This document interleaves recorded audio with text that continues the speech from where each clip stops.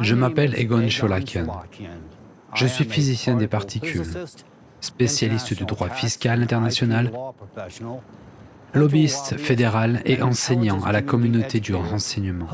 J'ai consacré des décennies de recherche à l'étude de l'impact du changement climatique sur la sécurité nationale. L'état actuel du climat de la Terre est une catastrophe sans précédent, un défi mortel pour toute notre civilisation. Cependant, le paradoxe réside dans le fait qu'une grande partie de l'humanité reste inconsciente de l'ampleur et de la réalité de cette catastrophe. C'est pourquoi je lance aujourd'hui un appel aux représentants de la partie rationnelle et réfléchie de l'humanité. Ces individus responsables qui possèdent une capacité de pensée critique et d'évaluation objective de la situation mondiale actuelle. Je m'adresse à vous, quel que soit votre domaine d'expertise, à condition que votre acuité intellectuelle vous permette d'analyser avec précision les événements qui se déroulent devant nous. J'en appelle à vous, si votre intellect transcende la pensée primitive. J'en appelle à vous, si vous vous préoccupez de votre avenir, de vos proches et de l'avenir de l'humanité tout entière. J'en appelle à vous, si vous n'avez pas perdu votre jugement et votre capacité à penser clairement. Car c'est de vous, personne intelligente et réfléchie, que tout dépend maintenant. L'avenir de l'humanité repose véritablement sur vos épaules. Je souhaite à présent attirer votre attention sur une question grave et alarmante concernant le monde entier. Il s'agit de la Russie, la partie sibérienne de la Russie. La Russie est un pays robuste et dynamique, doté d'une économie développée et de vastes ressources naturelles. Cependant, à ce jour, la Russie représente une menace claire pour l'existence de toute l'humanité. Et Vladimir Poutine n'a rien à voir avec ça. La menace dont il est question ci-dessous n'est pas liée aux sanctions que notre gouvernement a imposées à la Russie, ni à la guerre de la Russie contre l'Ukraine, une confrontation de facto avec l'OTAN. Cependant, cette menace est liée à ce que la Russie apprécie et dont elle est si fière, sa propre Sibérie. La Sibérie est une immense partie du territoire russe. Elle est riche en ressources naturelles et s'énorgueillit d'une flore et d'une faune uniques. Englobant une grande partie de l'Asie du Nord, la Sibérie comprend de la toundra, des forêts de conifères et des chaînes de montagnes. La Sibérie est un atout stratégique essentiel pour la Russie, souvent considéré comme un bastion de sa sécurité. Cependant, je souhaite à présent m'entretenir avec vous d'un aspect différent de la Sibérie. Une Sibérie qui subit des changements alarmants dans son sous-sol. Ces changements sont le signe d'une catastrophe climatique mondiale imminente et sans précédent. Et cette catastrophe ne concerne pas seulement la Russie. En même temps, je voudrais mettre en garde ceux qui manifestent une certaine joie à cet égard, ceux qui mènent une politique anti-russe active et ceux qui n'ont pas l'intelligence de prendre la pleine mesure de la situation. Vous ne hâtez pas de vous réjouir. De nombreux faits convaincants montrent que les événements qui se déroulent en Sibérie peuvent conduire à la disparition non seulement de la Russie, mais aussi de notre monde tout entier, y compris l'Amérique et d'autres pays ensemble. Je tiens à souligner que cette catastrophe n'est pas seulement possible, mais inévitable si nous n'agissons pas. Et elle ne se produira pas dans un avenir lointain ou dans le prochain millénaire, mais dans les années concrètes les plus proches. Je dirais même que si un enfant naît aujourd'hui, il n'aura pas le temps d'aller à l'école avant que le monde ne cesse d'exister avec chacun d'entre nous. Ce scénario est très probable si nous restons indifférents et inertes. Tout d'abord, je voudrais vous donner une compréhension brève et claire de ce problème criant. Que se passe-t-il en Sibérie? Tout d'abord, regardez cette carte, qui est très effrayante pour ceux qui comprennent l'essence des processus qui se déroulent aujourd'hui sur Terre. Observez la répartition des couleurs sur cette carte et remarquez la tache noire et rouge brillante dans la zone de la Sibérie. Elle contraste fortement avec le reste du monde, n'est-ce pas? Cette tache sombre est très préoccupante. Pourquoi? Que montre cette carte? Elle montre les anomalies de température sur notre planète, c'est-à-dire les écarts de la température moyenne par rapport à la norme. Et l'on peut constater qu'il y a un écart extrême par rapport à la température normale en Sibérie. Et cet écart est de plus de 5 à 7 degrés Celsius, ce qui équivaut à 40 à 45 degrés Fahrenheit. Il s'agit en fait d'une valeur énorme, étant donné que dans d'autres régions de notre planète, les écarts de température sont en général enregistrés de 1 à 2 degrés près. Alors qu'en Sibérie, ils sont de 5 à 7 degrés, ce qui est très alarmant. Cela signifie que l'ensemble du territoire de la Sibérie se réchauffe à un rythme accéléré, 2 à 3 fois plus rapide que le reste de la planète.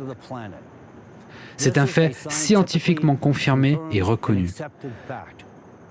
Notez que ce même taux alarmant d'augmentation de la chaleur s'accroît chaque jour.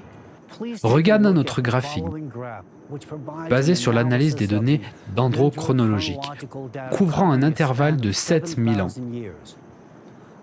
Notez la longue ligne noire qui montre la forte augmentation exponentielle du nombre de la température extrême, anomalies, en Sibérie au cours des dernières décennies. Ces informations ne sont qu'un extrait des données fournies dans l'article révisé par des scientifiques de l'Académie des sciences de Russie. En raison de l'accélération du réchauffement, la Sibérie a connu une augmentation record du nombre d'événements climatiques extrêmes au cours des dernières décennies. La fréquence et l'intensité des incendies de forêt augmentent.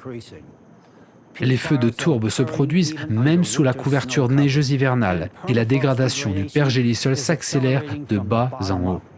Et ce qui est particulièrement alarmant, c'est l'activation accrue des failles lithosphériques en Sibérie. L'intensification de l'activité sismique dans les zones atypiques de Sibérie, y compris sur les lignes de failles, en est la preuve. On observe un bouillonnement sans précédent de l'eau dans les puits situés directement sur ces failles. La Sibérie connaît une augmentation extrême des anomalies géothermiques. Le nombre de cratères d'émissions de gaz augmente dans les régions septentrionales, ainsi que les émissions de méthane et d'hydrogène provenant de l'intérieur de la Terre. En outre, le volcanisme de boue sur le plateau arctique devient beaucoup plus marqué. Tous ces faits indiquent unanimement que le réchauffement dynamique actuel de la Sibérie, qui se produit 2 à 3 fois plus vite que le reste du globe, est principalement dû à une augmentation de la chaleur endogène, c'est-à-dire de la chaleur provenant des entrailles de la planète. La Sibérie est chauffée par le bas. Cette situation doit être clarifiée. Quelle est la cause de l'augmentation de la chaleur endogène sous la Sibérie? Et pourquoi cette question requiert-elle aujourd'hui toute notre attention?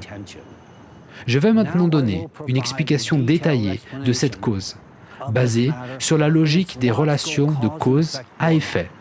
Des études menées par des scientifiques russes compétents ont montré qu'à la fin des années 1990, un événement sans précédent s'est produit à l'intérieur de la Terre. Le noyau de la Terre a fait un saut, c'est-à-dire qu'il s'est déplacé brusquement vers le nord, le long de la ligne allant de l'Antarctique occidentale à la Sibérie occidentale, en particulier la péninsule de Taïm. Ce déplacement a entraîné la déformation de toutes les couches du manteau et une distribution asymétrique de la chaleur de l'intérieur de la Terre. Par conséquent, sous la pression du noyau vers Taïm, ces centres magmatiques profonds se sont formés sous la Sibérie, qui soulèvent hâtivement le magma plus près des joints des plaques lithosphériques. Par conséquent, la chaleur s'accumule déjà dans les couches supérieures du manteau, sous la Sibérie, et la fine croûte lithosphérique commence à fondre avec le magma. En effet, la fonte de la lithosphère est accélérée par l'augmentation de la température et de la fluidité du magma lui-même. La raison en est que l'océan a perdu sa fonction de conducteur de chaleur. en raison de la pollution des océans par les microplastiques qui s'accumulent dans les eaux du fait de l'activité humaine.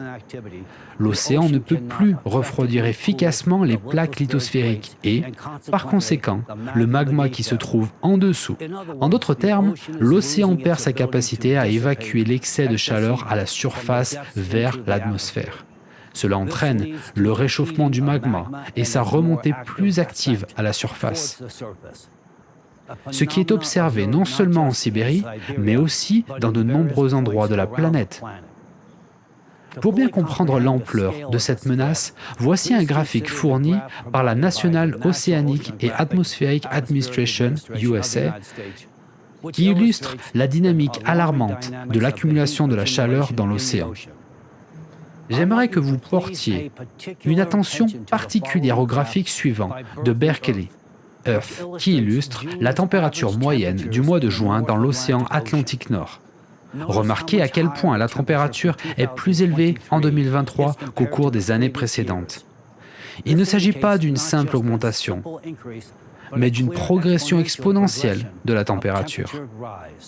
Une personne raisonnable n'a qu'à prolonger la ligne de tendance exponentielle sur les deux graphiques pour se rendre compte des changements massifs et graves qui nous attendent dans un avenir très proche. Le résultat de la mort de l'océan est en train de se produire sous nos yeux. Et la carte des anomalies de la température sur la planète mentionnée précédemment, avec une tache marron sanglante dans la région de la Sibérie, dépeint crûment sa mort, la mort de l'océan. Veuillez regarder la carte encore une fois pour mieux comprendre et réaliser ce que le point noir est. En réalité, le vortex de notre disparition. Il révèle un processus effroyable en cours. C'est-à-dire que, comme je l'ai indiqué dans mon introduction, l'activation et l'intensification des activités magnétiques dans les profondeurs de la Sibérie ont augmenté de façon spectaculaire. Qu'est-ce qui nous attend maintenant? Sans complication, la réponse est simple, claire et nette. Il suffit de placer un glaçon sur un poêle chauffé pour que la glace fonde rapidement. De la même manière, le magma chauffé érode la plaque, qui fond comme notre glaçon. C'est aussi simple que cela. C'est ce qui se passe en ce moment même sous la Sibérie. La poursuite de ce processus incontrôlé n'aboutira qu'à un seul résultat hautement prévisible. Une catastrophe mondiale capable de détruire non seulement la Russie, mais aussi le monde entier. Que pouvons-nous faire maintenant pour contrer la menace de catastrophes climatiques et géodynamiques? Il est nécessaire de comprendre leurs causes profondes. Le déplacement du noyau terrestre, la montée des magmas profonds, l'augmentation de la sismicité, tant en surface qu'en profondeur, sur l'ensemble de la Terre. Tout cela n'indique qu'une chose, l'augmentation de l'énergie interne de la Terre. Mais où se trouve la source de cette énergie supplémentaire?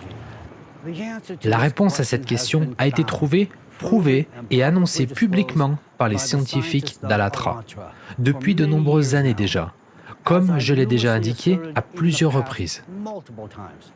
Selon les recherches d'un groupe interdisciplinaire de scientifiques d'Allatra, la principale cause des changements climatiques et géodynamiques sur la Terre est l'impact cosmique externe qui transfère de l'énergie supplémentaire au noyau terrestre, entraînant l'activation de flux magnétiques qui détruisent la lithosphère.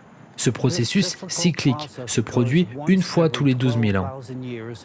Et sa phase la plus destructrice se produit une fois tous les 24 000 ans. C'est cet impact cyclique qui a été à l'origine de nombreuses catastrophes mondiales sur Terre dans le passé. Aujourd'hui, cette influence externe cyclique rapproche notre fin et celle de notre planète. Aujourd'hui, la situation est exacerbée par le fait que les eaux océaniques sont contaminées par des microplastiques qui perturbent la conductivité thermique et sa capacité à dissiper l'excès de chaleur de l'intérieur de la Terre vers l'atmosphère. Nous avons détruit un mécanisme qui a fonctionné correctement pendant des milliards d'années avant nous. Aujourd'hui, nous mettons en danger non seulement notre propre vie, mais aussi celle de la planète entière. Sous l'influence de cet impact cosmique externe, les autres planètes du système solaire changent également de manière cyclique. Par conséquent, de manière synchronisée avec la Terre, les autres planètes du système solaire subissent également des changements liés à leur noyau et à leur régime de température, à leur dynamique de rotation et à leur atmosphère, et à leur champ électromagnétique. En particulier, comme sur Terre, où la déstabilisation du noyau entraîne un réchauffement dans une région particulière, la Sibérie, des phénomènes de réchauffement locaux similaires sont observés sur d'autres planètes et satellites, y compris la Lune. Ce phénomène est également dû au transfert d'énergie supplémentaire vers leur noyau. L'apparition de changements climatiques, non seulement sur la Terre, mais aussi simultanément sur d'autres planètes du système solaire, montre que ce n'est un facteur anthropique qui est la cause principale du défi climatique actuel, comme certains le prétendent, mais une influence cosmique d'une force considérable que les scientifiques d'Alatra ont prévue il y a 10 ans. L'impact cyclique externe transfère ainsi une énergie supplémentaire au noyau terrestre, qui, en se transformant en chaleur, active des flux magnétiques qui déstabilisent la lithosphère. C'est ainsi que la Sibérie connaît actuellement un réchauffement accru qui ne peut s'expliquer par aucun autre facteur. Ce processus va s'accélérer et s'étendre à d'autres parties du monde.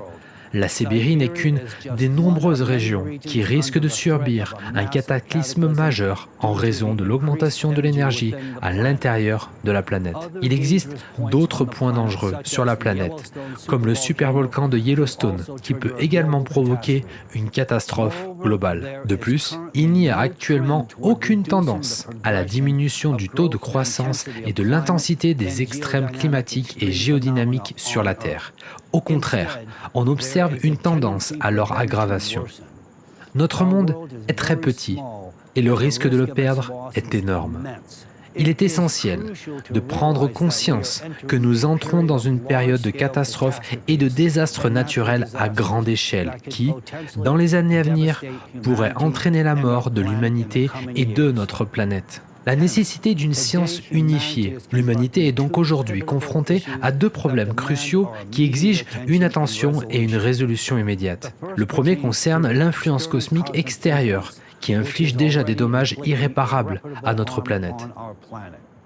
Le second concerne l'océan mort, qui catalyse un réchauffement encore plus important dans les profondeurs de la Terre. Des solutions existent, et nous connaissons les actions nécessaires. Aucune nation sur Terre ne peut résoudre ces problèmes de manière indépendante. Cela est dû à l'état actuel des nations, qui sont divisées et manquent de consensus, de cohésion et d'une proposition unifiée, même face à cette menace climatique mortelle. Ce n'est pas un hasard que la science soit, elle aussi, fragmentée. Chaque scientifique se spécialise étroitement dans son propre domaine et personne dans le domaine scientifique ne perçoit une image entière. De même, la géologie est divisée en une myriade de disciplines qui n'interagissent pas entre elles. Chaque discipline fait l'objet d'efforts de recherche distincts, mais il est clair qu'il n'existe pas de cadre de données global. Dans ces conditions, comment comprendre globalement ce qui se passe réellement au niveau du climat de notre planète ? Tout le monde voit se développer des phénomènes anormaux en Sibérie, observe des déplacements anormaux des couches terrestres. Et pourtant, il n'y a pas d'explication univoque qui pourrait nous rapprocher un tant soit peu d'une sortie de cette situation difficile. Le monde scientifique manque totalement d'une compréhension unique de cette question. Pour parvenir à une telle compréhension, la communauté scientifique internationale devrait réellement et profondément se plonger dans une étude de cette question et considérer le monde dans son ensemble. J'ai réussi à me faire une idée globale de la situation lorsque j'ai pris connaissance des études des scientifiques d'Alatra, que j'ai analysé attentivement leurs calculs et que j'ai été convaincu de la justesse de leurs conclusions concernant l'état du climat de notre planète. Permettez-moi de faire une petite analogie sur l'état du monde scientifique moderne. Imaginez une expérience littéraire dans laquelle une œuvre littéraire connue et importante est littéralement déconstruite en petits livres séparés, chacun contenant des lignes d'un seul personnage. Un seul. Je ne peux qu'imaginer l'impact que cela aurait sur le sujet. À cet égard, puisque mon dialogue est centré sur la Sibérie, une région importante de la Russie, je vais choisir le regretté M. Dostoïevski et son chef-d'œuvre Crime et Châtiment comme exemple. Si elle avait été rédigée de cette manière, modifiée, l'œuvre brillante et influente de Dostoïevski serait devenue une série de short stories, ne reflétant pas l'idée complète de l'œuvre. Par conséquent, une personne ne pourrait saisir l'essence de l'histoire de l'auteur, et l'opinion de chacun serait façonnée uniquement par des lignes de personnages individuels. Cela reflète précisément l'état de la science moderne aujourd'hui. La division et la fragmentation de la recherche nous empêchent de percevoir et de comprendre l'image complète de ce qui se passe. Ce n'est que lorsque nous construisons notre roman en tenant compte de l'influence de tous les personnages que nous pourrons embrasser le contenu holistique de ces histoires. Cette mission de collaboration doit être accomplie dans les plus brefs délais, pendant que nous avons encore la possibilité de produire un impact. Nous nous trouvons aujourd'hui dans une situation critique caractérisée par une augmentation historique sans précédent des anomalies climatiques et géodynamiques sur notre planète, par de puissantes catastrophes destructrices et par l'approche d'un effondrement total. La situation actuelle est due à deux facteurs majeurs qui constituent une menace pour l'humanité. Le premier facteur est l'influence cosmique externe qui augmente l'énergie du noyau terrestre. Le second facteur est la perturbation de l'océan, qui réduit sa capacité à refroidir l'intérieur de la planète et à dissiper l'excès de chaleur.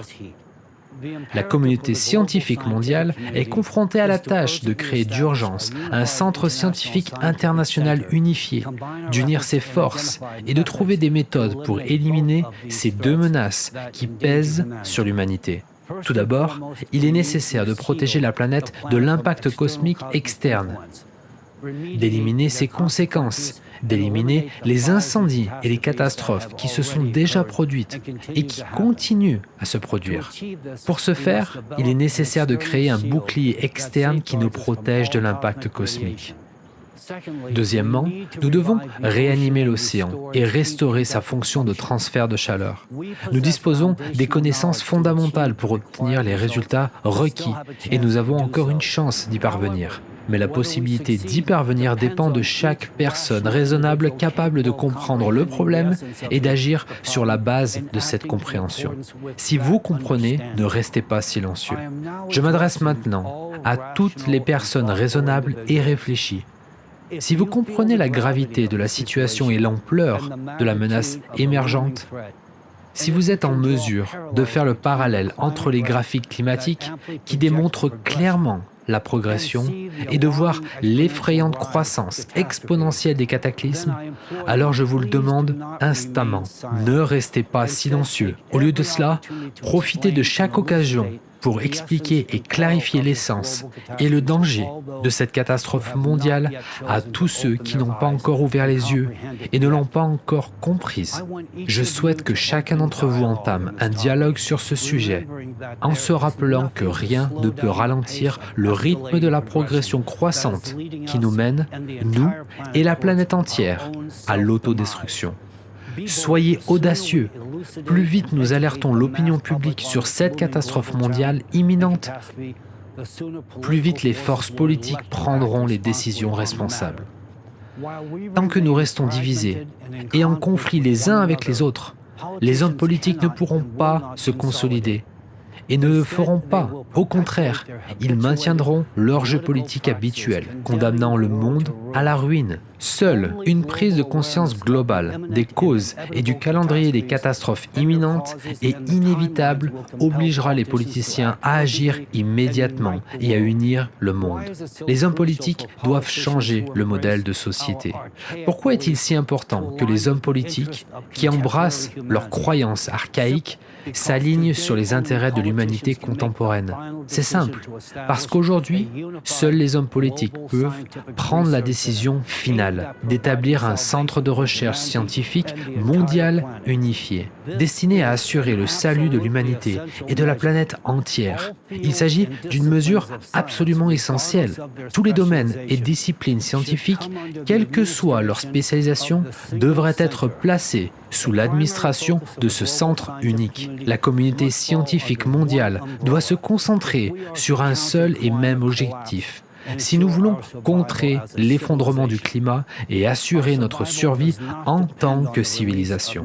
Notre survie ne dépend pas de la sortie de nouveaux modèles de smartphones, de voitures à la mode ou de missiles supersoniques secrets visant à notre destruction. En revanche, notre survie dépend de l'unification de la science mondiale au sein d'un centre scientifique unique le plus rapidement possible. Nous ne survivrons pas si les catastrophes climatiques continuent à progresser, démantelant notre planète et nos vies. Les comportements climatiques problématiques se multiplient à un rythme effrayant et accéléré, anéantissant la vie humaine sur leur passage. Les effets dévastateurs et l'évolution de l'activité climatique sur la Terre éclipseront l'impact de l'armement contemporain utilisé dans une zone de combat. En fait, bientôt, même les missiles ne seront plus nécessaires. S'il n'est pas maîtrisé, le climat nous exterminera à un tel rythme et en si grande quantité que les guerres deviendront obsolètes. Pourtant, les dirigeants du monde continuent à produire des armes de destruction massive et ne font absolument rien pour arrêter la dévastation imminente de notre planète. En ce moment, nous approchons la phase active d'un cycle de 24 000 ans. On peut affirmer avec certitude que, sur la base de cette tendance exponentielle, nous n'atteindrons pas le point culminant du cycle. C'est un fait. Si nous choisissons de ne rien faire, je n'ai pas besoin de vous rappeler le résultat. J'insiste une fois de plus sur le fait que nous ne pourrons pas survivre sans une unification immédiate de la science. Nous ne survivrons pas sans un centre de recherche scientifique unifié capable de rassembler toutes les connaissances, la meilleure expertise interdisciplinaire mondiale et d'orienter tout cela vers le salut de l'humanité. Chaque jour de retard est une condamnation pour nous tous. Nous périrons plus souvent et en plus grand nombre. Plus ce processus destructeur avancera, moins il nous restera d'opportunités et de ressources, et moins le centre scientifique, les laboratoires et les observatoires survivront, jusqu'à ce que le chaos total s'installe et que nous perdions alors la capacité de communiquer, d'entreprendre des recherches vitales ou toute action préventive, quelle qu'elle soit. Il est impératif d'unifier la science mondiale et de réformer les relations internationales à l'échelle mondiale. Seuls les hommes politiques peuvent y parvenir. Dans le contexte d'un changement climatique dramatique et sans précédent qui menace la sécurité de l'ensemble de la communauté mondiale, les hommes politiques et les économistes doivent élaborer un nouveau modèle d'économie planifié unique. Ce modèle devrait être basé sur une évaluation complète des risques climatiques et des prévisions analytiques de leurs conséquences catastrophiques. L'économie unique devrait tenir compte de la situation géographique, du potentiel de ressources et du niveau de développement des infrastructures de chaque pays et promouvoir la coopération et la coordination des actions au niveau international. Chaque État devrait participer activement à ce processus mondial. Les pays disposant des capacités nécessaires doivent prendre des mesures pour assurer la sécurité alimentaire de l'ensemble de la communauté mondiale. Cela implique la création de réserves alimentaires stratégiques. En outre, il est essentiel d'améliorer la résistance des infrastructures de tous les pays aux catastrophes climatiques imminentes. Il est impératif de réévaluer rapidement les normes de construction, d'introduire des matériaux et des structures plus durables et de construire de nouveaux bâtiments et de nouvelles villes dans des zones sûres, en tenant compte des particularités géographiques de la région et de l'évolution des caractéristiques climatiques et géodynamiques. Tous les secteurs industriels mondiaux doivent être réorientés vers la prévention et l'atténuation des conséquences des catastrophes climatiques. La production d'équipements spécialisés, qu'ils soient liés à la construction ou au sauvetage, doit être intensifiée.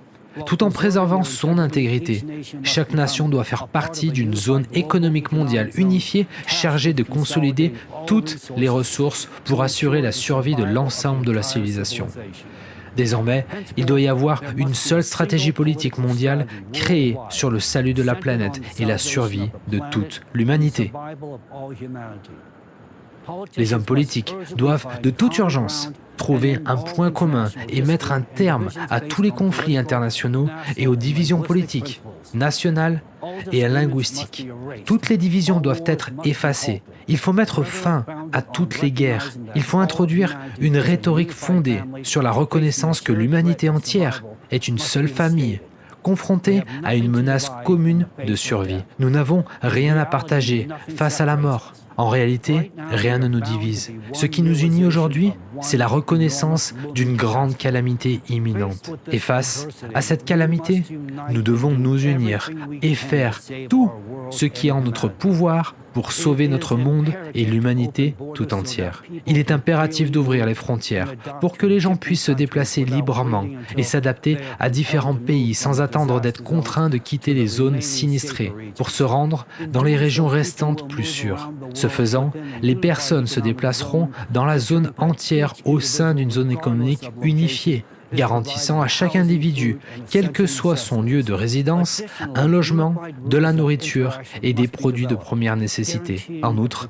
des règles d'interaction unifiées doivent être élaborées, garantissant la protection des droits et des libertés des individus, qu'il s'agisse des migrants climatiques ou des communautés d'accueil. Dans le contexte de la crise climatique mondiale, où l'humanité est menacée d'extinction totale, il est impératif de réévaluer le rôle et les fonctions des forces armées. Une réorganisation immédiate de toutes les structures militaires s'impose, afin qu'elles ne se concentrent plus uniquement sur les activités militaires, mais sur des activités visant à assurer la sécurité collective et à sauver des vies. La priorité n'est pas seulement de redéfinir le profil du personnel militaire, mais aussi de réaffecter l'équipement militaire spécialisé à des tâches liées aux opérations de sauvetage d'urgence et à la réponse rapide à des situations extraordinaires. Cette année, nous avons été témoins d'exemples flagrants de catastrophes qui, en l'espace de quelques heures, ont anéanti des villes entières aux États-Unis, en Chine et au Japon. Où étaient les forces militaires pendant cette période? Elles ne sont pas venues en aide aux civils. Et, même si elles l'avaient fait, quels services sont-elles formées à rendre? Aujourd'hui, nous sommes prêts à nous faire la guerre, mais nous ne sommes pas prêts à nous battre pour la survie de l'humanité. Cependant, nous ne pouvons pas continuer à exister dans ce paradigme. Si nous voulons vivre, nous devons modifier notre comportement global. Oui, c'est peut-être un terrain inconnu pour des dirigeants politiques contemporains. Et oui, ce comportement constituerait un monde nouveau. Mais ce monde différent doit être construit.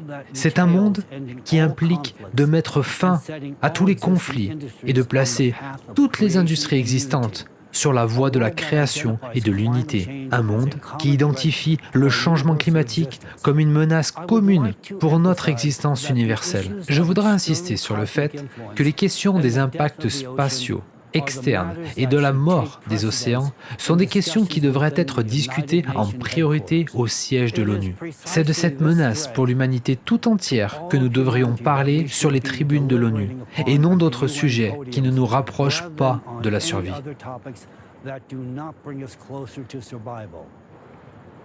Aujourd'hui, je m'adresse à toutes les personnes raisonnables de notre planète.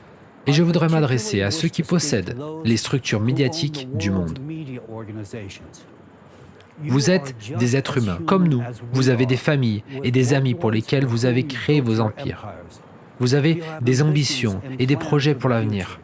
Si vous voulez que votre lignée continue, si vous voulez que votre influence et vos empires médiatiques survivent, et plus important encore, si vous voulez que vos vies soient préservées, permettez aux journalistes de dire la vérité sur le climat.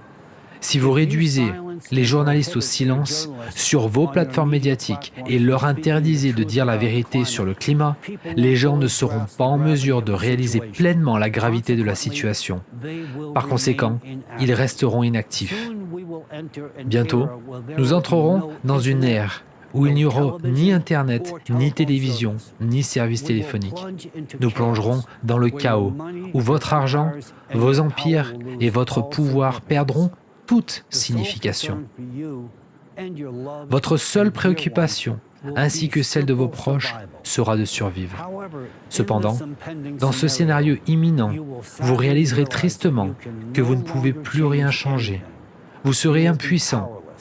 D'ici là, vous aurez perdu toutes vos ressources médiatiques, perdant ainsi votre influence sur les masses, et vos empires seront brisés. Votre seule chance de préserver vos empires est de vous aligner sur l'humanité et de contribuer à informer les gens et à réunir tous les scientifiques dans un seul centre de recherche scientifique. Si nous trouvons rapidement une solution pour créer un bouclier contre les influences cosmiques extérieures, et si nous faisons renaître l'océan, alors seulement vous aurez une chance de sauver vos empires et de les transmettre à vos enfants. Si vous tenez à votre vie, à celle de vos proches et à celle de l'humanité tout entière, cessez de réduire les journalistes au silence. Permettez-leur de transmettre la vérité objective et honnête sur le changement climatique mondial dont j'ai parlé aujourd'hui. Les gens vous seront reconnaissants d'avoir pris le parti de sauver l'humanité et la planète entière en ce moment critique. En prenant les bonnes mesures, en tant que dirigeant rationnel et raisonnable, vous offrez une chance de survie à l'humanité tout entière, à votre lignée, à vous-même et à vos empires. Pour y parvenir, vous devez vous aligner sur le peuple et sur l'avenir. Sinon, il n'y aura pas d'avenir pour l'humanité. Mon discours aujourd'hui s'adresse à toutes les personnes sensées qui possèdent une pensée critique et qui sont capables d'analyser les graphiques des anomalies climatiques, qui évaluent l'ampleur de la progression sous-jacente à la gravité de cette tragédie imminente. En ce moment, votre devoir humain est d'élucider l'essence de ce problème criant à ceux qui ne comprennent peut-être pas. Soyez francs, exprimez dans un langage simple et compréhensible ce que les gens doivent faire maintenant et pourquoi le salut du monde repose sur eux. Vous devez transmettre la vérité à l'humanité. Vous devez livrer le diagnostic. Le diagnostic que le patient doit connaître. Aujourd'hui, le patient est l'humanité tout entière et le diagnostic met sa vie en danger. Toute personne rationnelle doit aujourd'hui devenir un médecin et partager avec le patient le diagnostic qui menace la vie même de l'humanité. Si nous ne sommes pas conscients de notre diagnostic et du fait que nous sommes mortellement malades, nous resterons dans l'inaction. L'inaction nous tuera, elle démantèlera notre organisme humain global. Ce n'est que lorsque nous aurons tous pris connaissance de ce diagnostic et de ses causes que nous connaîtrons la vérité. Notre aspiration humaine collective sera orientée vers la survie plutôt que vers la destruction. Les hommes politiques agiront, sinon ils périront. Ce n'est que lorsque tout le monde connaîtra et exprimera sa demande de vie que les hommes politiques seront contraints d'agir de manière appropriée. Sinon, ils continueront à faire la guerre, à s'accrocher au pouvoir, jusqu'à que notre civilisation entière sombre dans le chaos le plus total. En tant qu'humanité, nous devons désormais avoir un seul objectif commun, survivre par tous les moyens possibles. Nous devons rétablir la liberté et les droits des personnes afin de maximiser leur capacité à survivre. Pendant des millénaires, les politiciens nous ont divisés, nous ont poussés à nous haïr et à nous battre les uns contre les autres. Mais le temps est venu de la raison, du respect mutuel et de l'unité. Sinon, en restant divisés et en nous haïssant les uns les autres, notre inaction continuera à nous conduire à l'autodestruction et, en fin de compte, à la disparition totale de notre civilisation. Cependant, si nous changeons dès maintenant la rhétorique mondiale, si nous modifions les règles du jeu de l'économie et de la politique internationale, et si nous nous concentrons sur l'union de la science et de l'humanité, nous aurons une chance de survivre. C'est ce qu'il aurait fallu faire hier. Si nous tardons encore, nous n'aurons pas la possibilité d'arrêter l'effondrement climatique imminent. À ce quoi nous sommes confrontés aujourd'hui n'est plus seulement une question de sécurité supranationale. Il s'agit Tout simplement de savoir si, en tant qu'être humain, nous voulons survivre ou non. La survie de notre civilisation dépend des actions de chaque individu raisonnable à l'heure actuelle. Compte tenu de la progression catastrophique des cataclysmes et des énormes difficultés auxquelles l'humanité sera confrontée, dans un avenir proche, il est nécessaire de créer des conditions dans lesquelles chacun se sente humain et bénéficie d'une protection, quel que soit l'endroit où il vit. Cela nécessite des lois et des réglementations uniformes qui garantissent le respect mutuel des droits de ceux qui sont contraints de migrer et de ceux qui accueillent les migrants. Ce problème ne peut être résolu par un seul groupe de pays. Il ne peut l'être que sur la base de l'unité du monde entier. Il s'agit d'un problème commun. La solution doit être donc commune. Aujourd'hui, les hommes politiques ne sont pas préparés à cela. La solution est un véritable défi, non seulement pour les hommes politiques, mais aussi pour l'ensemble de l'humanité. Nous n'éviterons pas les catastrophes, le chaos, la division et la mort universelle si nous restons inactifs sur cette question urgente. Il nous reste une chance limitée de sauver l'humanité. Pour ce faire, il est impératif que nous agissions collectivement dès maintenant. Nous ne devons pas être confrontés au paradoxe de l'extinction de l'espèce Homo sapiens ou homme sage par manque de sagesse. Que Dieu et la science nous aident.